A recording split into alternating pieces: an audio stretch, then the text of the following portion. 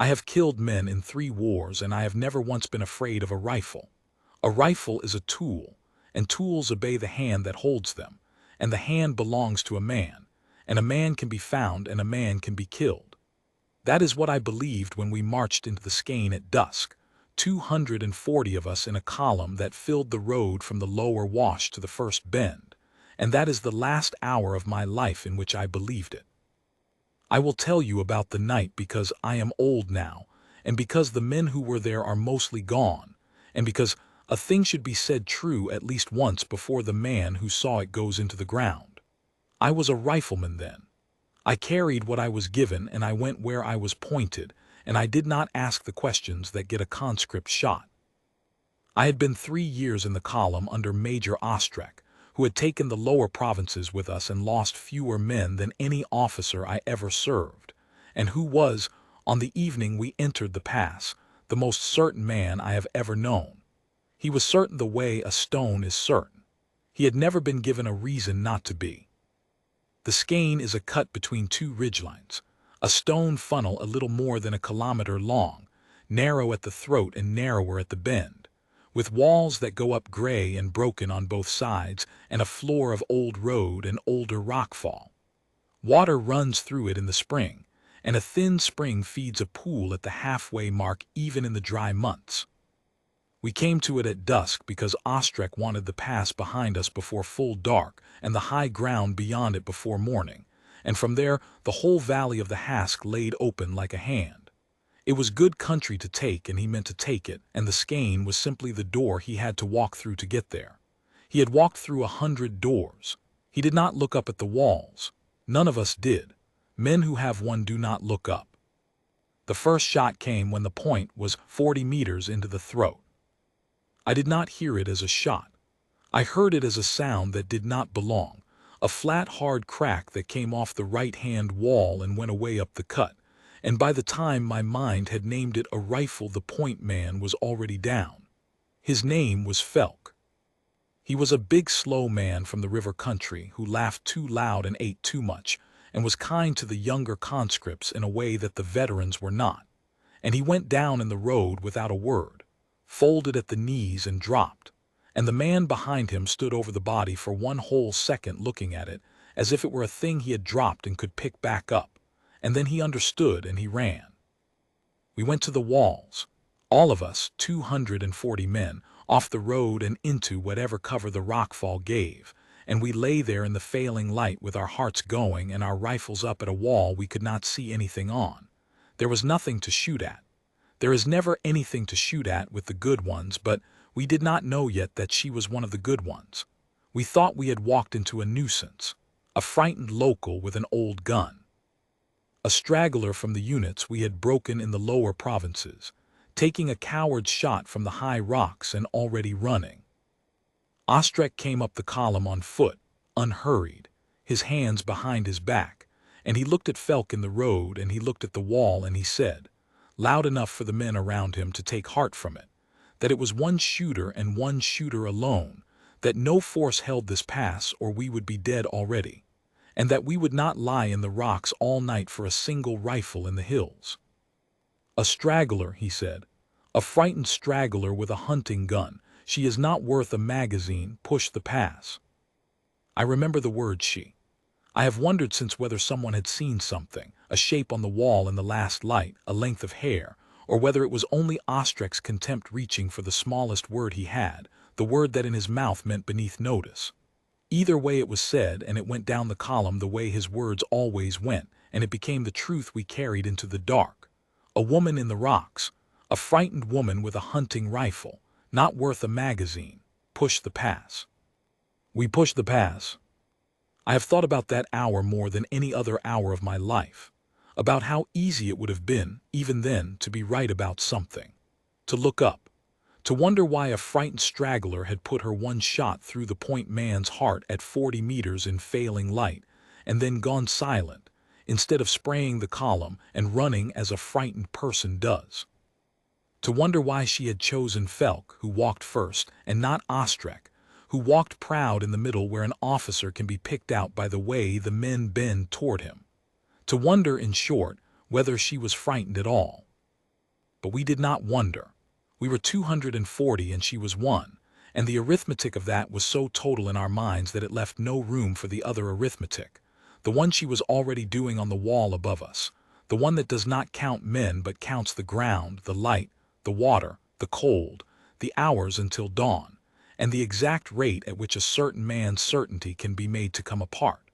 She had begun that arithmetic with Felk. We just could not read her work yet.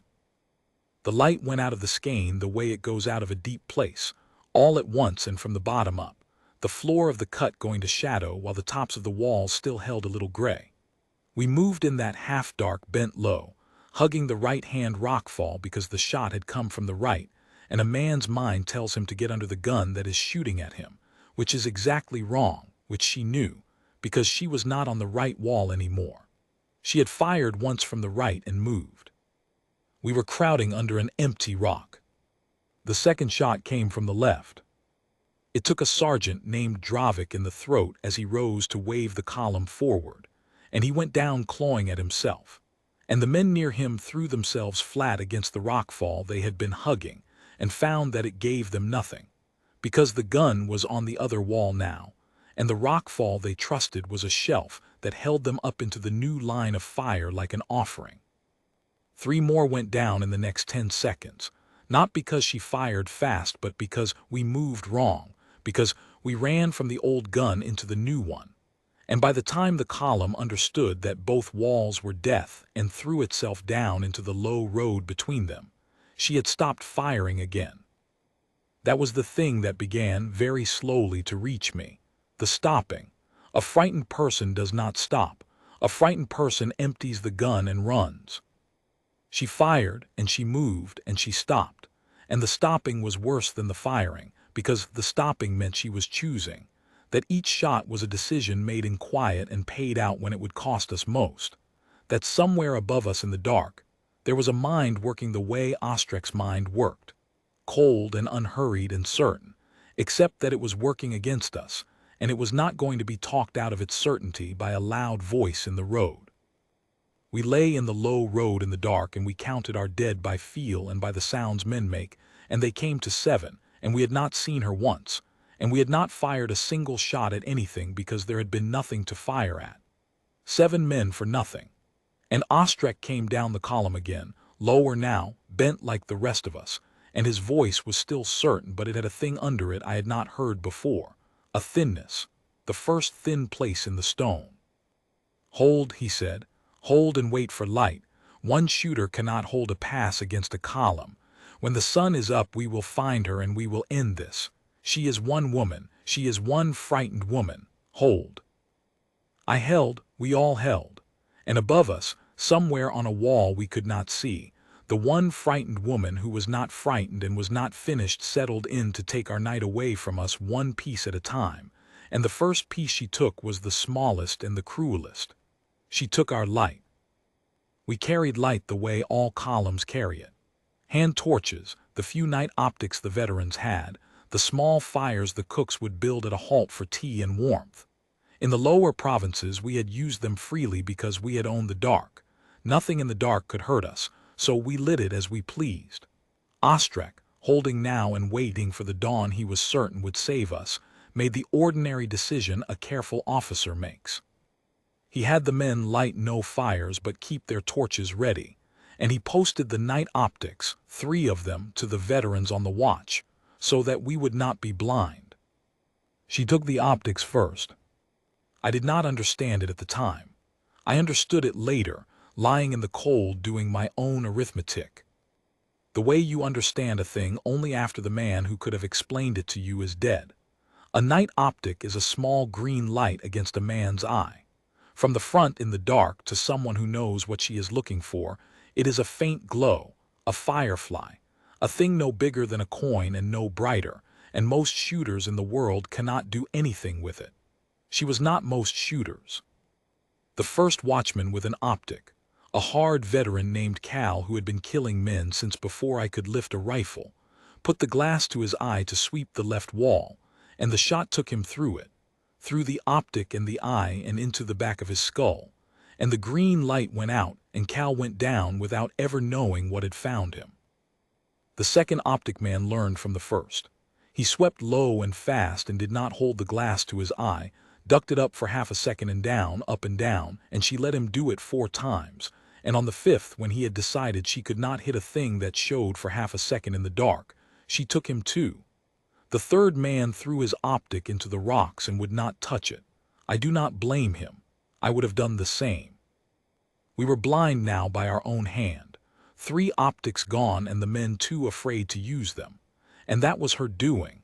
That was a thing she had reached down into the column and done to it without ever showing herself. And it was then, lying in the cold with my face in the dirt, that I first felt the thing I would feel all night and have felt in dreams every year since. It is not fear of dying. I had made my peace with dying a long time before the skein. It is the fear of being known, of lying in the dark and understanding that you are not hidden, that a mind on the wall above you sees you, has counted you, has decided the order in which the things you depend on will be taken from you, and that there is nothing you can do that she has not already thought of and built her night around. It is the fear of being arithmetic in someone else's hand. That is what she did to 240 men with a rifle and a wall and the patience of the dead. She made us arithmetic, and she had not yet begun to hurry. I have learned in the years since a little of the trade she practiced that night, enough to understand what I was too ignorant to see at the time, and I want to set down one thing about it, because it is the thing that turns her from a marvel into a soldier, which is the higher honor. The skein is not a simple shot. A cut between 2 ridgelines does strange things to the air. The wind that comes over the top of one wall spills down into the cut and curls along the floor and lifts again at the far wall, so that a round fired across the pass does not fly through one wind but through 3 or 4, a high wind near her muzzle, a dead pocket in the lee of the wall, a curl along the road, a lift at the throat, and a shooter who reads only the wind she can feel on her own cheek will miss by a body's width at the ranges she was firing. She did not miss. All night in the dark and the cold, with the wind in the cut shifting as the temperature dropped, she did not miss the shots she chose to take, and that is not luck and it is not a marvel. It is a person who had read that cut before we ever entered it, who had watched the brush move at the throat and at the pool and at the bend in the last light, and built in her head a map not of the ground but of the air over the ground, and who corrected, shot by shot, for winds the rest of us did not know were there. That is what undid us more than any single shot. We thought we were hiding in the dark. We were hiding in her knowledge of the dark. She knew the ranges because she had walked them or glassed them. She knew the winds because she had read them. She knew where a thirsty man would crawl and where a frightened boy would run, and where a clever sergeant would mass his rush, and where a careful signaler would have to lift his wire, because she had thought all of it through before the first of us set boot in the pass. The way a good chess player has seen the board 10 moves on while his opponent is still admiring his own first piece. We brought numbers to the skein. She brought preparation, and preparation in the dark is worth more than numbers in the light, and she proved it on our bodies all night long. When a man is afraid in the dark and cannot fight, he reaches for the small comforts, and the smallest and most necessary is water. We had marched all day to make the pass before dusk, and we had drunk as men drink on a march, sparingly, saving the fill for the halt, and the halt was supposed to be the high ground beyond the skein where there was a stream Ostrek had marked on his map. We had not reached the high ground. We were pinned in the cut, and the cut had one source of water in it, the spring-fed pool at the halfway mark, and by midnight men were thirsty enough to think about it. She had thought about it first. I know now that she had ranged the pool before we ever entered the pass, the way a careful shooter ranges everything she might need, the distances written down or held in her head, the wind read off the way the brush moved at the throat and at the bend and at the pool itself, because wind does not blow the same in all parts of a cut, and a shooter who does not know that will miss, and a shooter who does will not. She had the pool ranged, and she had the wind, and she had the angles, and when the first thirsty man crawled out from the rocks toward the water on his belly, slow, careful, sure that a thing moving that low and that slow in that dark could not be seen, She let him get his hands into the pool and his face down to drink. And then she took him, and he died with the water still on his lips. After that, no one went to the pool. We lay in the cut with the water 20 meters away, close enough to hear it when the firing stopped, and we did not drink. That is a particular torment, to be thirsty within sound of water you cannot reach, and it does a thing to men that bullets do not do. Bullets kill the man they hit and leave the rest with their courage. Thirst within reach of water reaches every man at once and tells each of them, all night, in the small voice under the loud one, that the thing keeping him from the water is not the column's enemy but his own, that the gun on the wall is not fighting the column. It is fighting him personally, and it is winning. I want to be careful here because I have heard men tell stories of that night who were not in the skein, and they make her into a devil or a ghost or a witch in the rocks, and she was none of those things, and the truth is harder and worth more. She was a person. She did nothing that a person cannot do. She read the ground, and she read the light, and she read the water, and she read us, and then she did slowly and without waste the things that reading told her to do. There was no magic in it. That is the part that has stayed with me 60 years. There was no magic in it. A single trained mind, patient past the point where most minds break, can take a night away from 240 armed men, and there is no magic in it at all. Only the refusal to hurry and the refusal to waste and the refusal to be talked out of the work by the loud arithmetic of numbers. The veterans did not believe it yet. That is the thing about veterans. The same hard certainty that keeps them alive in an ordinary fight makes them slow to understand a fight that is not ordinary. There was a knot of them around a sergeant named Huel, old killers all, and I lay near enough to hear them, and they were not afraid. They were angry, angry the way a strong man is angry at a thing that will not stand up and be hit.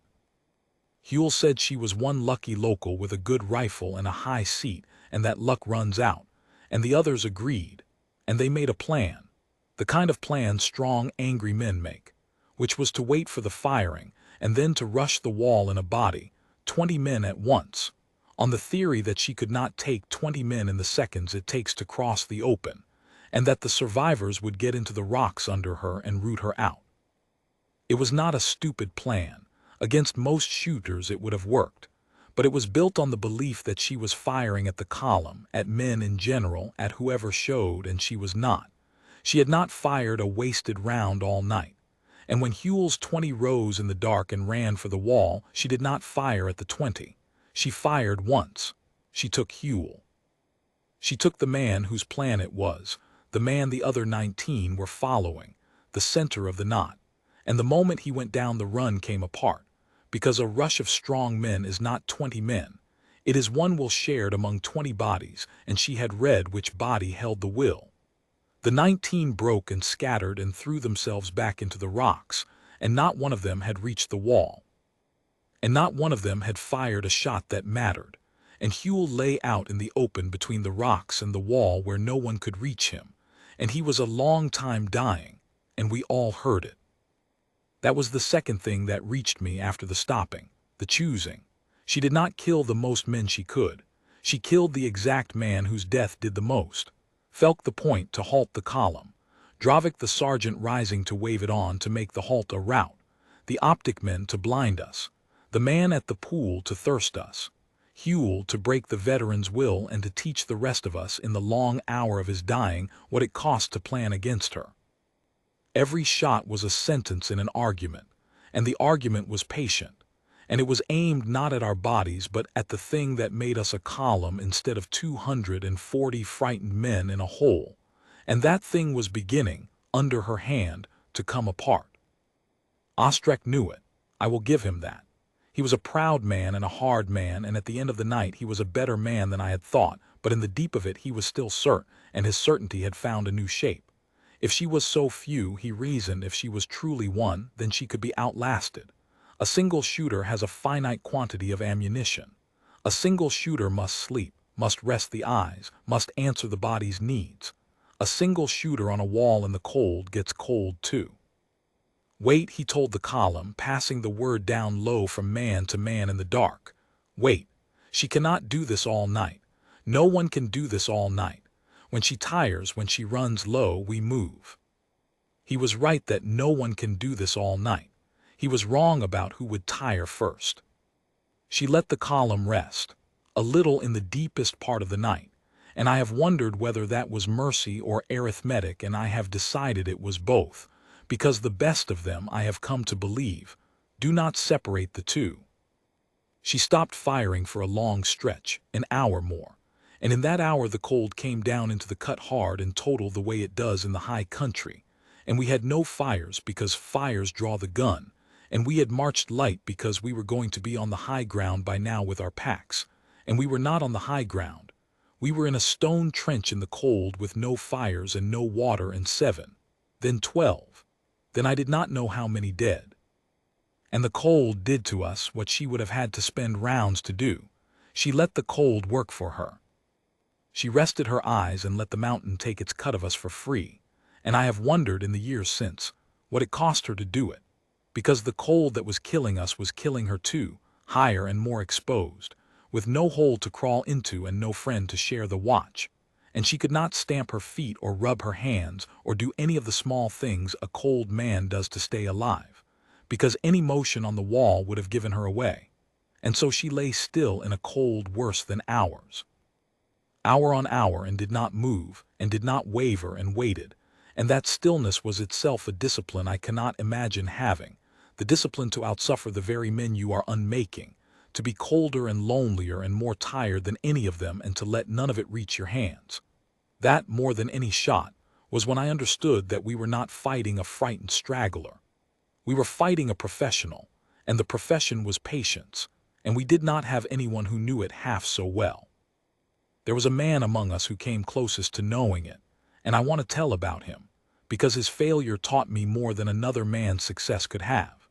His name was Ray's, and he was the column's own marksman, the man we carried for exactly the kind of fight we were now in, a quiet, careful man with a scoped rifle who had killed at distance in the lower provinces, and was respected for it the way the column respected its few specialists. In the deep of the night, Ostrek put Ray's to the wall. If there was one shooter up there, the reasoning went, then we had one shooter down here, and ours was good, and a duel between two marksmen is at least a duel a column can understand. Ray's took a position low in the rocks where the command knot could shield his movement, and he settled in to do the thing he was good at, which was to wait for her muzzle flash and to send a shot back along it before she could move. I lay near enough to watch him work, and it was the first competent thing I had seen all night from our side, and it gave me a flicker of hope, which she put out within the hour, and the way she put it out told me everything about the gulf between him and her. Ray's waited for her flash. That is the right way to hunt a night shooter, to let the flash give you the line and to fire back fast before she shifts. But she did not give him a flash. She had a thing on the end of her rifle, a suppressor or a long flash hider, or simply the discipline of firing from deep inside a fold of rock that swallowed the light, and where Ray's own shots, when he finally took one at a shape he thought he saw, bloomed a clear yellow flash off the rocks that any fool could mark. Hers came out of the wall as nothing, a flat crack with no light at all, a sound that bounced off both walls and gave no line to follow. He could not find her flash because there was no flash to find. He was hunting her by the rules of the trade, and she was not inside the rules of the trade. She was a full step beyond them, and she had been a full step beyond them before Ray's was born. She let him fire 3 times, marking each of his flashes, learning his position the way he was failing to learn hers, and then she took him. One shot, no light, and the column's marksman, the one man who might have made it a contest, was gone, and the small flicker of hope he had given me went out with him. I understood, lying there, that she had let Ray's live long enough to fire 3 times not out of carelessness, but because his 3 flashes had told her exactly where the command knot was sheltering, and she filed that away too, the way she filed everything and used it later. She did not even waste the killing of our marksman. She made it earn her something. There was no end to it. Every move we made, even our cleverest, even our best man doing his best work, she turned into one more thing she knew about us, and we ended the exchange knowing nothing more about her than we had at dusk, which was nothing at all. We had a way of speaking to the rear in those years before the new equipment came to the columns. A column on the move carried a field set, a heavy thing one man hauled and one man worked, and through it Ostrek could reach the staging ground behind us and call for what a pinned column calls for, which is everything. More men, guns that could reach a wall, the aircraft if there were aircraft. We had used the set in the lower provinces to bring fire down on towns that would not open, and there is no sound that ends an argument like the sound the set could call. And so when we were pinned in the skein, the whole column knew, without being told, that our salvation was the set. That if the word got out, we would not be one column alone against a shooter on a wall. We would be the near edge of an army, and she would be one woman against an army, and the arithmetic would come back to us. She knew it too. The set lived near the center of the column with the command party, and it needed an antenna run up off the floor of the cut to clear the walls, and the man who ran it, a careful signaler named Pell, knew his trade and did not show himself, fed the wire up along a fold in the rock in the dark with his own body well down. He got the wire up. He got the set warm. He began to send. And I have thought since that this was the most dangerous minute of the whole night for her, the one moment when her patience could have cost her everything, because if Ostrek's word reached the rear, all her work came undone. A lesser shooter, a frightened one, would have fired at the antenna, at the set, at anything in a panic to stop the call. She did not fire at the set. She could not see the set. It was down in the rocks. She fired at the only part of the system that had to be exposed to work, which was the wire up where it cleared the wall, and she did not hit the wire, because you cannot reliably hit a wire in the dark, and she knew that too. She hit Pell. She had watched, I think in the dark, for the place the wire came up, and she had reasoned back down the wire to where the man working it had to be, the way you reason from a track to the animal, and she had ranged that place and waited. And when the set began to send, she took the man at the bottom of the wire, and the set went silent and the word did not get out. They put another man on it. She took him too, a clean shot to a place she had already ranged. A place that now had a body on it and would have another. After the second signaler died, no one would touch the set. It sat there in the rocks, warm and useless, our whole salvation, 3 steps away, and to reach it was to die, and so we did not reach it. And the army that could have saved us never knew we were dying, because one woman on a wall had understood better than we did, that a column's true throat is not its men but its voice, and she had cut the voice without ever seeing it. I lay in the cold and did the arithmetic that I should have done at dusk and could only do now when it was far too late to matter. She had fired, by my count, perhaps 30 rounds in the whole night. For 30 rounds she had killed our point and halted us, killed our sergeant and routed our advance, blinded our optics, denied us water, broken our veterans' rush, killed the man whose plan it was, and cut our voice to the rear. 30 rounds. 240 of us had fired in the same hours into the dark at nothing, hundreds upon hundreds of rounds at walls we could not see, and we had hit, as far as I ever knew, nothing at all. That was the arithmetic. 30 deliberate rounds against 1,000 frightened ones. That was the difference between her and us, and it was not a difference of courage, because there were brave men in that cut, brave men dying bravely all night. It was a difference of waste. She did not waste. We were waste, all of us, from the first volley into the empty wall to the last. Ostrek came to me in the 3rd part of the night. I do not know why he came to me. I was no one, a conscript rifleman 3 years in, not a man an officer seeks out. I have decided since that he was simply walking the column low in the dark, the way a good officer does when his column is dying, going man to put a hand on a shoulder and say a word, and I was a shoulder in the dark. He crouched by me, and he did not say what an officer says. He said, very quietly, so only I would hear it, the thing he could not say standing up. "She is not a straggler," he said. I said nothing. There was nothing to say. We both knew what he had told the column at dusk, and we both knew it for what it was now, and the knowing was in the cold air between us. He looked up for the first time that I had seen, Up at the wall we could not see, and he was quiet a while, and then he said the other thing, the truer one. "I have fought soldiers all my life," he said. "I have never fought one who would not waste a shot. I do not know how to fight someone who will not waste a shot." He stood up after that and went on down the column, putting his hand on the shoulders of the dying, and I lay in the cold and turned his words over, and I understood that the most certain man I had ever known had just told a conscript in the dark that he was beaten, and that he was going to go on as if he were not, because that is what a commander does. He carries the column's hope even after his own is gone. And I felt, for the man I had marched behind for 3 years, a thing close to love. And for the woman on the wall, a thing I did not yet have a name for, and would not have a name for until the sun came up, and I saw what we had been fighting all night. The deepest part of a winter night in the high country is a long country of its own. The firing had slowed almost to nothing. She was resting, or moving, or simply letting us lie in our own arithmetic, and the column had stopped being a column and become a scatter of men in holes, each of them alone with the cold and the thirst and the slow understanding of what they were caught in. Men who had marched together for years did not speak to each other in those hours. There is a kind of fear that joins men and a kind that separates them, and this was the separating kind, because each man had understood privately that the gun on the wall was not aimed at the column but at him, and a man cannot share that, he can only lie in it. I want to tell you about the turning that happened in me in those hours, because it is the truest thing I have to give, and because I think it happened in its own time and its own shape, in every man in that cut who lived to see the dawn. It did not begin as respect. It began as the simple animal recognition of a thing larger than yourself, the way a man caught out in a storm stops cursing the storm and goes quiet before it. I had cursed her at dusk.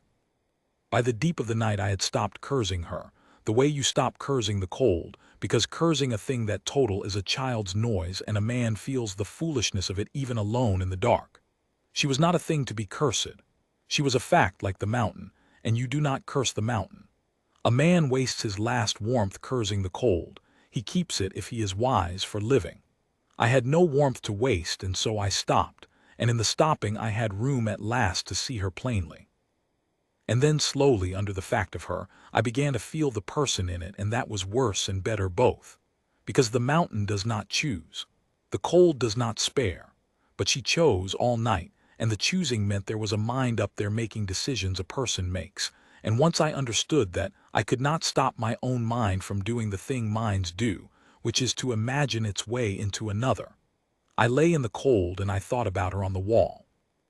I thought about the cold she was in, which was our cold and worse, because she was higher and more exposed and could not move to warm herself the way we could in our holes. I thought about the patience it took, hour on hour, eye to the dark, to not fire, to wait, to choose. I thought about the loneliness of it, one person against a column, no one beside her, no one to share the watch, no voice to steady her, only the work and the cold and the dark and the count. And I thought, against everything I had been at dusk, that whatever else she was not a coward, and she was not frightened, and she was, in some way I did not have the schooling to name, magnificent, and that we had called her a straggler not worth a magazine, and that the calling of it was the smallest and meanest thing I had ever been part of, and that I was ashamed. That is the turning. It is not dramatic. No one sees it. It happens in the cold and the dark in the privacy of a frightened man, and it is the most important thing that happened to me in my life, and the woman who caused it never knew my name and I never knew hers, and that is somehow exactly right. There was a man dying slowly beside me in those hours, and I have not been able in 60 years to tell this story without him, so I will tell him now.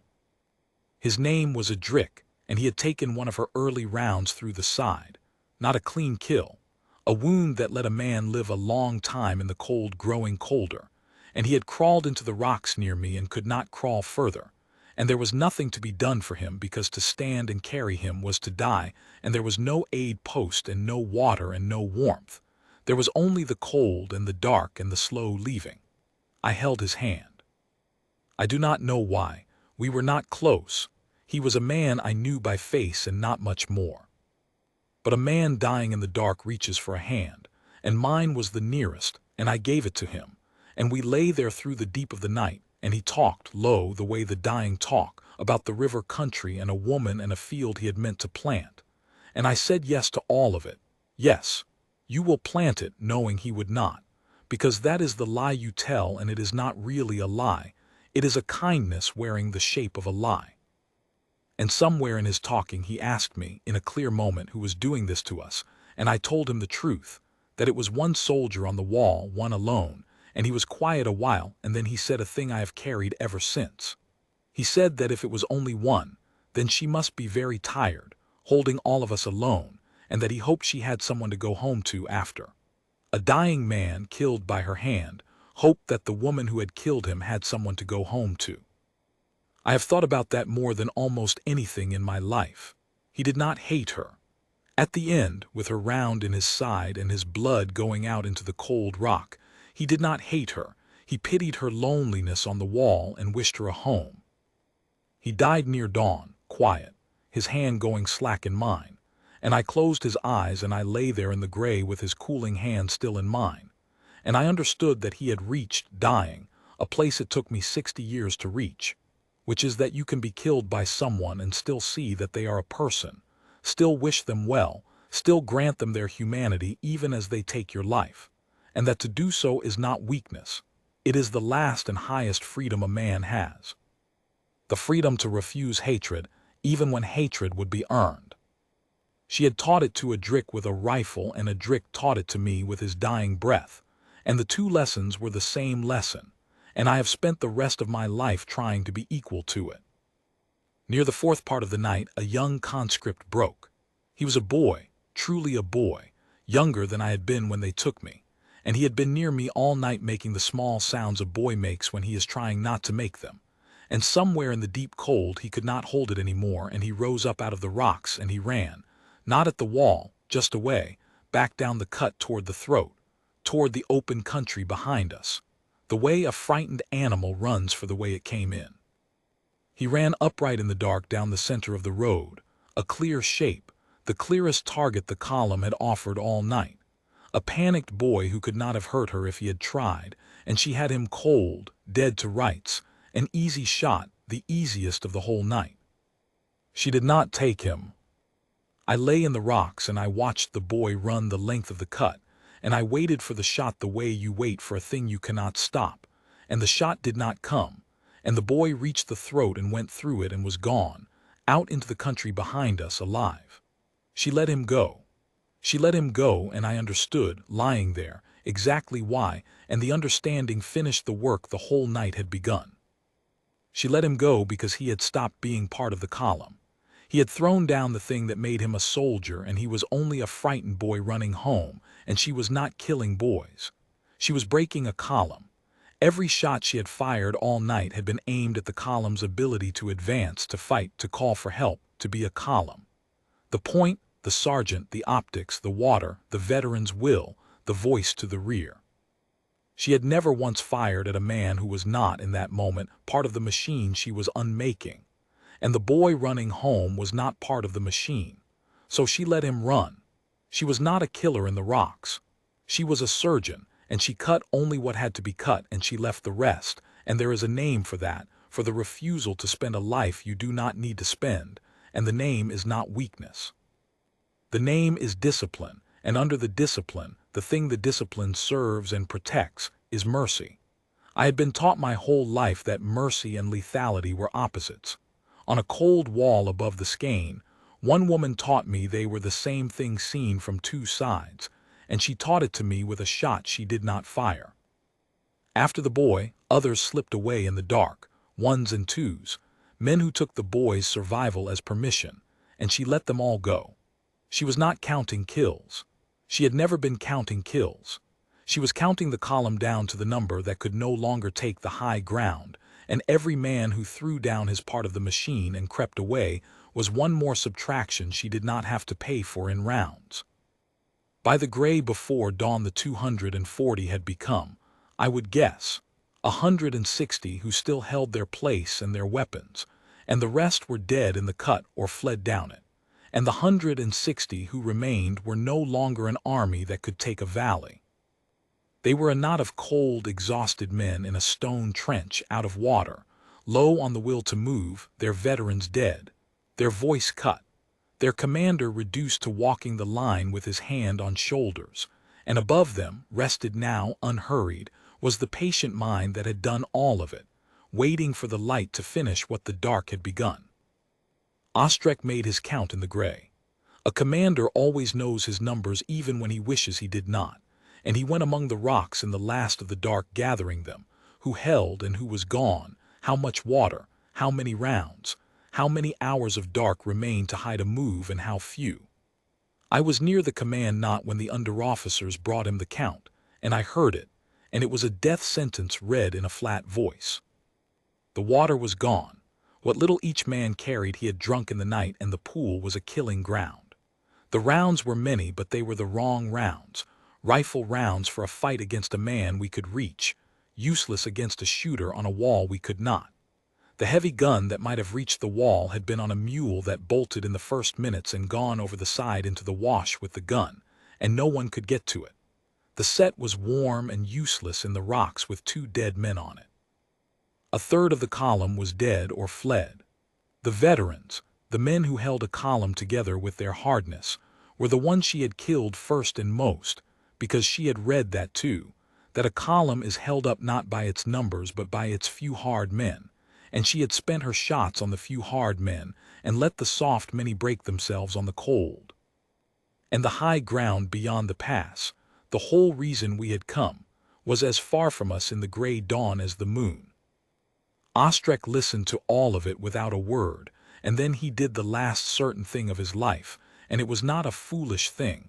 It was the only card a beaten commander has left, which is to gamble that the enemy is more tired than you are. He gave the order for the dawn assault, not at the wall this time. He had learned that much in the night. He ordered the column up the cut, all of it, all the men who still held, in one body at the first full light, not to fight the shooter but to outrun her, to flood the pass and reach the bend, and get through the throat at the far end into the broken country beyond, where one rifle could not hold them, to take the casualties she could inflict on 160 men crossing the open, and to accept them as the price of breaking out. Because to stay was to die of thirst and cold in the cut without ever firing a useful shot, and to move was at least to die moving. It was the right call. With most shooters it would have worked. 160 men flooding a cut at dawn is more than any one rifle can stop.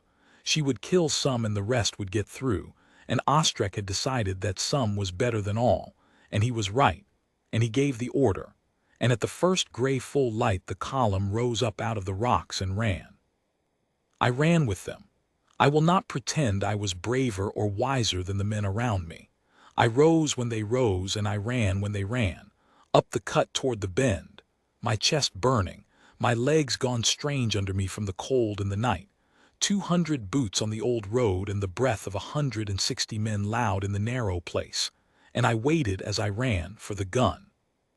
The gun came, and it was not what we expected, and that was the last lesson of the night and the hardest. She did not fire into the body of the run. She had taught us all night that she fired at the will and not at the mass, and she did it now, one final time perfectly. She let the run start. She let it build. She let 160 men commit their whole bodies and their whole hope to the sprint up the cut. And then, at the place where the cut narrowed toward the bend, the place she had surely ranged at dusk along with everything else, she fired 3 shots in perhaps 4 seconds, and the 3 shots took the 3 men at the very front of the run, the men who were leading it, the men whose backs the whole column was following, and they went down in a tumble across the narrowest part of the road. 3 bodies in the throat of the bend, and the run hit them. A run is a fragile thing. It is 160 wills agreeing, for a few seconds, to move as one toward a single point, and it cannot survive a check. The 3 lead men down in the narrow place was a check. The men behind them piled into the bodies and stumbled and fell, and the men behind those fell over them, in the narrowest and worst place in the whole cut, and the run came apart into a heap of fallen struggling men jammed into a stone funnel under a gun that had every meter of it ranged. And Ostrek, somewhere in the middle of it, understood in an instant that to stay in that heap was to be slaughtered, and that the run was dead, and he did the last thing, the thing that I have honored him for ever since. He stood up in the open in the full gray light, the clearest target on the field, and he turned and he roared at the column to get back into the rocks. The run is dead, get down, get back. And he held there in the open waving them back, spending himself as a target so that his men would look at him and not at the bodies in the bend. And she had him, of course she had him. He was a standing officer in the open at a range she had owned all night. She did not fire. I saw it. I was close enough to see it. Ostrek stood in the open for a long 5 seconds, roaring his men back into the rocks, the easiest kill on the field, the commander. The will of the whole column, the one shot that would have ended everything, and she did not take it, and I knew why, the way I had known why she let the boy run, except that this was larger and I have spent 60 years inside it. She did not fire because the run was already dead. She had broken it with 3 shots at the lead. Ostrek standing in the open was not advancing the column. He was unmaking the run, doing her work for her, turning his men back from the killing ground into the rocks where they would live. To kill him in that moment would have been to spend a life she did not need to spend, and worse, it would have turned his men's retreat back into a leaderless panic that might have carried them forward into the bend to die. She wanted them back in the rocks alive and beaten, not forward in the bend dead. So she let the commander live, because the living commander was, in that exact moment, serving her purpose better than his own, and she had seen it faster than he had, and she let him turn his column around and save it for her. That is when I stopped being able to think of her as the enemy, even as I lay back down in the rocks at my own commander's order, gasping, alive because she had chosen not to kill the man who was saving me. She had beaten us so completely that our own commander's bravest act was a move in her game, and she had let him make it, because a beaten enemy who lives and goes home is worth more than a dead one, to the kind of soldier she was, the kind I had never met and did not have the imagination to invent. We crept back into the rocks, 140 now, and we did not run again, because there was no run left in us. And the full light came up over the eastern ridge and into the skein, and for the first time in the whole night we could see. The light came into the cut slow and gray and then gold as the sun cleared the ridge, and it showed us the night's work laid out on the stone, our dead in the road and in the rocks, more of them than I had let myself count in the dark. The pool with its one body face down in the water, the set in the rocks with its 2, the bodies in the bend where the run had died. And it showed us, when we dared to look up at last, the wall. There was nothing on it. I do not mean she was gone. I mean that even in full light, with every man in the column staring up at the place the shots had come from, we could not find her. The wall was gray broken rock, fold on fold, shadow on shadow, and somewhere in it was a person who had killed and spared 160 men in a night, and we could not see her. And that was its own kind of terror in the daylight, worse in some ways than the dark, because in the dark you can tell yourself you cannot see because there is no light, and in the light you cannot tell yourself anything.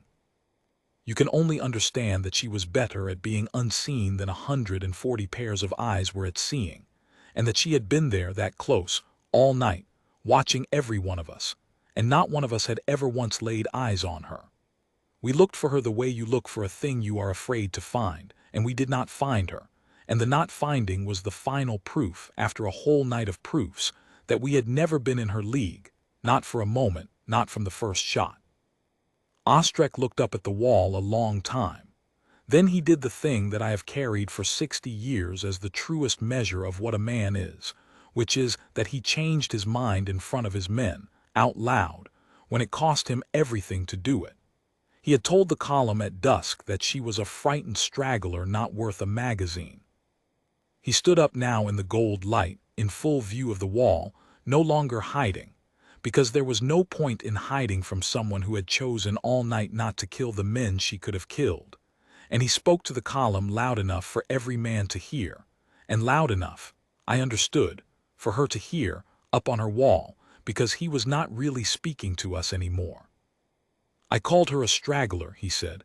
I called her not worth a magazine. I was wrong. I have never in my life been so wrong about anything. He stopped, and the cut was silent, 140 men and their dead and the gold light and the unseen woman on the wall.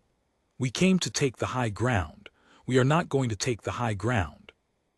One soldier has held this pass against this column for a night and held it and beaten it, and I will not spend another life of mine learning a lesson I have already learned. He turned slowly to face the wall, the whole gray length of it, not knowing where on it she was, and he raised his voice to it. Whoever you are, he called up to the rock, you have won the skein. We are going back. We are taking our wounded and our dead, and we are going back the way we came, and we will not come through your pass again. Do you hear me? You have won. We concede the pass. And then, because he was a soldier to the bone, and because some things go deeper than which side a man fights on, Major Ostrach, who had taken the lower provinces and lost fewer men than any officer I ever served, and who had been the most certain man I ever knew, came to attention in the gold light at the bottom of the skein, facing a wall he could not see her on, and he saluted her. He held it. 140 men watched their commander salute an empty wall, and not one of them thought it strange, because every one of them had spent the night learning what he had learned. And then, without an order, because no order could have produced it and no order was given, the column came to attention in the rocks and the road among its own dead, man by man, the way the dawn had come up, slow and then all at once, and 140 beaten men saluted the wall. I came to attention with them. I, who had cursed her at dusk and been ashamed in the dark and turned in the cold, stood up among the rocks with my dead friends around me, and I saluted the wall, and I have never in my life meant anything more. For a long moment nothing answered. The gold light, the silent rock, 140 men holding a salute to stone. And then, far up on the wall, in a fold of shadow no one had been able to find all night, a single figure rose. She stood up out of the rock as if the rock had decided to stand, unhurried, a rifle slung now across her back rather than in her hands, and she was smaller than the night had made her, an ordinary-sized person in worn field gear gone gray with rock dust, her face too far to read, and she stood on the wall above the pass she had held, and she looked down at the column that had called her nothing and was now saluting her, and she did not gloat, and she did not call down anything, and she did not raise her rifle. She simply stood and let us see her at last, which was its own kind of answer, because she had not let us see her once all night, and now that it was over she gave us that, the sight of the person who had done it, so that we would know, going home, that it had been a person and not a ghost, that we had been beaten by one human being who had refused to waste a life or a shot, and that the refusal was the whole of her power. Then she raised her hand once and returned the salute, to the whole column, to Ostrach and to the veterans she had killed, and to the boy she had let run, and to me. One return of the salute held a moment, and then her hand came down, and she shouldered into the rock and was gone again, back into the wall, and we did not see her after that, though we felt her watching, the way you feel the sun behind a cloud, all the long hours it took us to gather our dead and our wounded and turn the broken column around and go back down the skein the way we had come. It is a long thing to carry your dead out of a place you have lost. We did it through the morning and into the afternoon in the open, under a wall we knew she was on, and she let us do it. That was the last of her mercies, and in some ways the largest, because a column gathering its dead is the most helpless thing in the world. Men bent and burdened and slow, their hands full of their friends, no will to fight and no way to fight if there had been a will, and she could have killed every one of us 100 times over in those hours, and she killed no one. She had won the pass. She did not need our deaths, so she did not take them. She watched us carry our dead, and she let us go. And there is a respect in that which I did not have the years to understand when I was young, and have come, slowly, over a lifetime, To understand is the deepest respect one soldier can pay another, the respect of the unwasted life, the refusal to kill what does not need killing even when killing is free. We went back down the skein and out the throat into the lower country, and we did not go through that pass again, not that season and not after, and Ostrek made his report.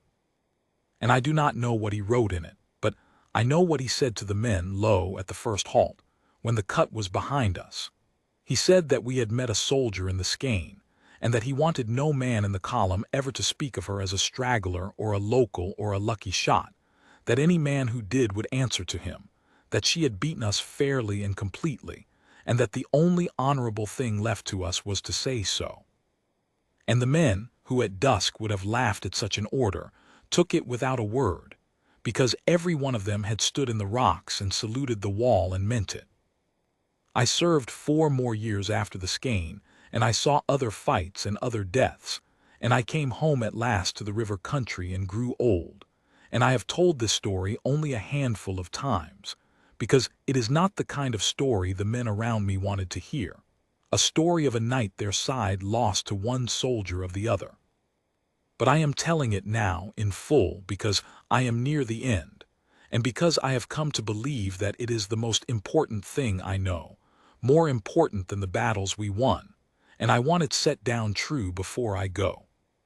We called her a straggler, not worth a magazine.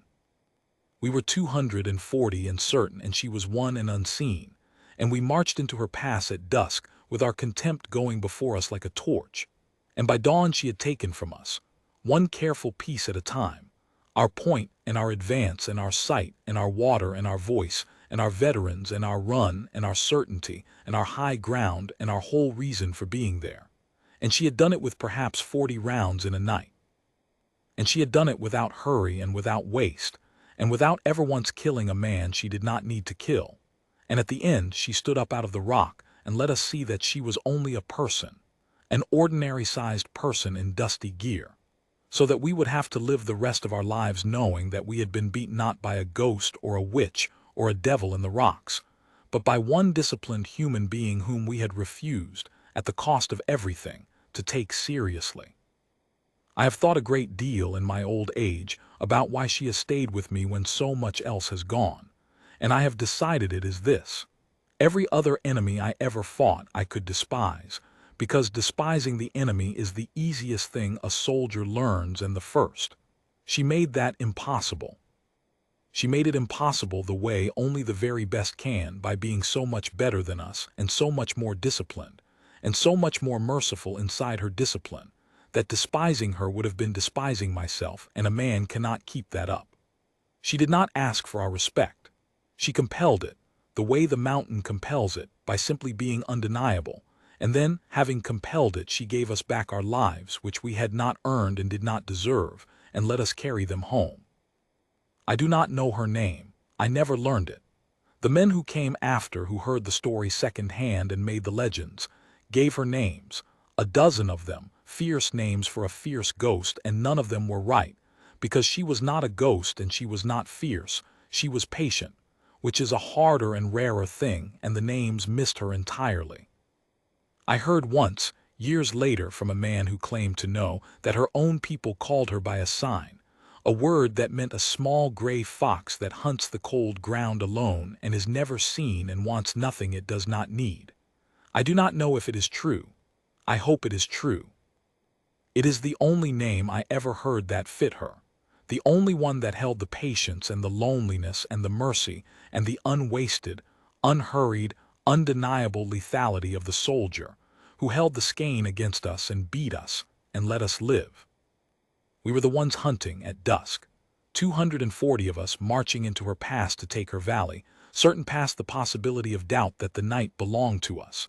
I have heard that one of the men who fled in the dark, the early ones, said afterward that as he ran he heard whispering in the rocks, our own men, asking each other low and afraid the question none of them could answer. Who is hunting us? Who is doing this? As if there must be many of her, as if no one could believe it was one. There was only ever one soldier on a cold wall who understood, better than any of the 240 certain men below her, that a knight does not belong to the side with the most rifles. It belongs to the one who refuses to waste a single thing it gives. She refused to waste anything that night, not a round, not a shot, not a life she did not need. And so the night was hers from the first crack off the wall to the gold light that found her standing on the rock returning a beaten column's salute. And I have spent 60 years certain of only one thing about it, which is that I am alive to be old and to tell it because she chose, somewhere in the cold dark above the skein, that I did not need to die. I have tried every year since to be worth that choice. I do not know that I have managed it, but I have never once stopped trying, and a man could do worse with a life than spend it trying to be worth the mercy of the finest soldier he ever saw, whose face he could not make out, whose name he never knew, who held a pass alone against him in the dark and won it, and let him go.